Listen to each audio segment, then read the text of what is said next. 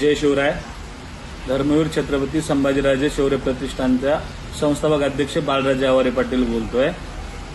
काल जो धाराशिवमध्ये लाठीचार्ज केला छत्रपती संभाजी महाराजांच्या जयंती मिरवणुकीला परमिशन नसल्यामुळे त्या हरामखोर राठोडला मी एवढंच सांगेल की तू स्वतःचं मुंडन करून त्यांच्यावर लाठीचार्ज केली आणि समाजाची तू माफी माग, अन्यथा मी धाराशिवमध्ये आल्यानंतर पोलीस स्टेशनमध्ये येऊन तुझं मुंडन करून शेंदूर लावून तुला माफी मागायला मजबूर करत. एवढंच सांगतो, मला यायला मजबूर करू नको. मी येत्या 2 दिवसात धाराशिवमध्ये पोहोचतोय. तुला लाज वाटायला पाहिजे.